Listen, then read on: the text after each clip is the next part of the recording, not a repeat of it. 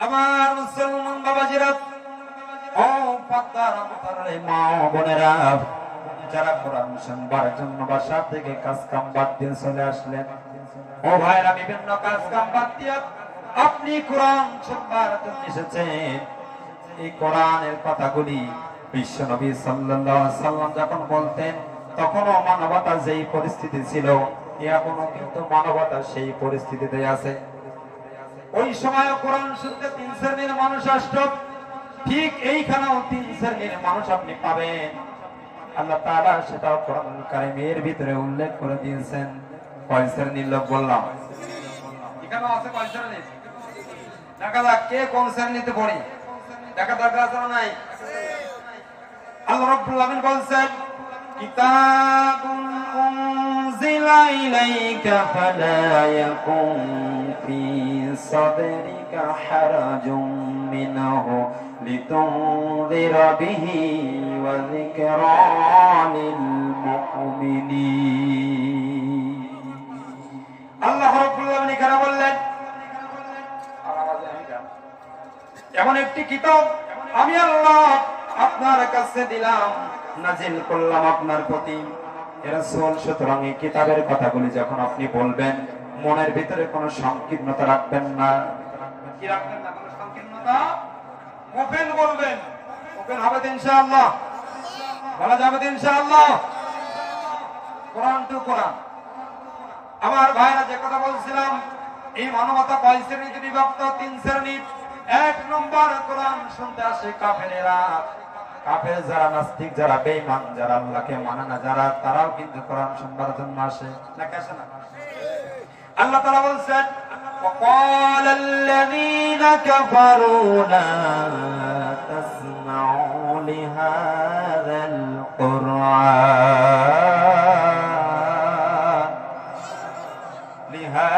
القرآن والغوا فيه لعلكم تغلبون। আল্লাহ তাআলা বলছেন, এই কাফেররা কোরআন শুনতে আসে, কিন্তু কোরআন শুনতে আসে বটে, হিদায়াত পাওয়ার নিয়তে না, কোরআন মাহফিল বন্ধ করার নিয়তে। ওরা পায়তারা করতে আসে, ডিস্টার্ব করতে আসে, ঝামেলা করতে আসে। ঝামেলা করার লোক তো এখানে কেউ নেই। আমার ভাইরা, ওই মানুষগুলো আসে বটে, কিন্তু কোরআন শুনবার জন্য নয়। ওই মানুষগুলো কোরআন শুনবার জন্য আসে বটে, কিন্তু বিভিন্ন জায়গায় তারা দাঁড়িয়ে আড্ডা দিয়ে সময় পাস করে দেয়। আর যাকে হুজুর আমাদের বিরুদ্ধে কিছু বলছে কিনা এটা শুনে তারা কান খাড়া করে। এখন ওই শ্রেণীর কারা কারা আছে আমি তো জানি না ভাই, যদি কেউ থাকেন দ্রুত আসা লাগবে। যদি পারে না, আসে না, হিদায়াত পাওয়ার নিয়তে। কি পাওয়ার নিয়তে? হিদায়াত পাওয়ার নিয়তে আসতে হবে। যদি আসতে পারে তাহলে উপকার হবে ইনশাআল্লাহ। তাহলে 1 নম্বর আমরা পাইলাম কি? কাফেরেরা, যারা কোরআন মানে না, কোরআন অস্বীকার করে। কোরআন কি করে ভাই? অস্বীকার করে। যেমন সমস্ত নাস্তিকেরা বলে, মাঝে আপনারা শুনছিলেন না, মালিকিন নাস ইলাহিন নাস, আল্লাহ নাস্তি বলেছে, তাই নাস্তি শুনছেন না? শুনছেন তো? এরা কি কোরআন মানে ভাই? এরা কোরআন মানে না। এদের শাস্তি দেখেন, দেখেন এদের শাস্তিকে দেখেন। আল্লাহ বলছেন, فَلَنُذِيقَنَّ الَّذِينَ كَفَرُوا عَذَابًا شَدِيدًا وَلَنَجْزِيَنَّهُمْ أَسْوَأَ الَّذِي كَانُوا يَعْمَلُونَ।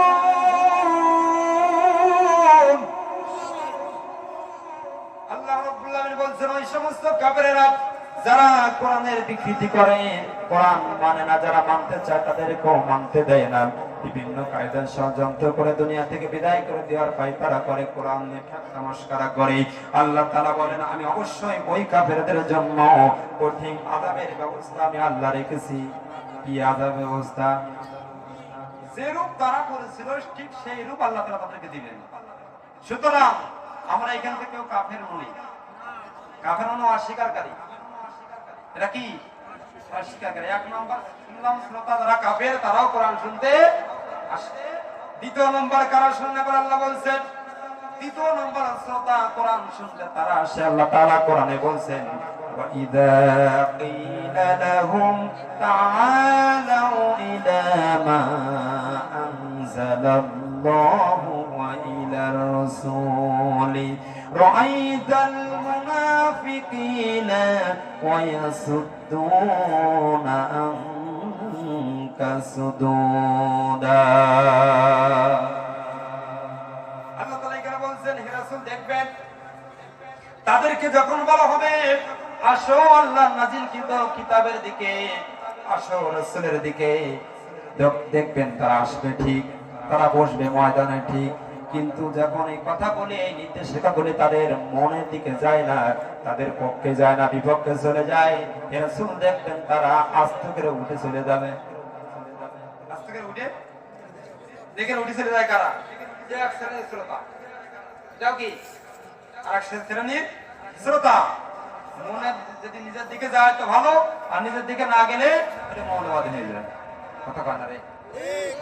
কোরআনের কিছু কথা মানবে আর কিছু কথা মানবে না, সুবিধাবাদ জিন্দাবাদে মুমিন হওয়া যাবে না, ঠিক কিনা বলেন? আমরা এমন মুসলমান সুবিধাবাদ, নিজের পক্ষে গেলে কোরআন ভালো, বিপক্ষে গেলে মৌলবাদ। কোরআনকে তো ডাইরেক্ট বলতে পারে না, যারা বলে তাদের বলে, ঠিক না ভাই? মানিয়ে বললাম নাকি? তাহলে আল্লাহ বলছেন ও গোলামেরা, ওই তাফসীর মাহফিলে দ্বিতীয় শ্রেণী যাবে যারা, তারা কারা? আল্লাহ তারা বলছেন তারা হলো, এবার আল্লাহ বলছেন রাআইতাল মুনাফিকিনা ওয়া ইয়াসুদ্দুনা আনকা সুদুদা, ওরা হলো টাটকা মুনাফিক। কি টাটকা মুনাফিক? কি মুসলমানদের ভিতরে পাওয়া যায় না ইহুদি খ্রিস্টানদের ভিতরে পাওয়া যায়? মুসলমানদের ভিতরে। ওই মুনাফিক সুবিধাবাদ, যেখানে বিপদ হয়, যে কথাগুলো বললে পরে বিপদ হতে পারে, ওই কথাগুলো বলে না, আছে না নেই? তাহলে মানবতা কয় শ্রেণীতে বিভক্ত বললাম? কয়টা হয়েছে? তৃতীয় নম্বর কারা? এবার শুনুন, আল্লাহ বলছেন তৃতীয় শ্রেণীর মানুষগুলো যারা কোরআন শুনতেন তারা কারা? ইন্নামাল মুমিনুনা আল্লাযীনা ইযা যুকিরাল্লাহু ওয়াজিলাত কুলুবুহুম وَإِذَا تُلِيَتْ عَلَيْهِمْ آيَاتُهُ زَادَتْهُمْ إِيمَانًا।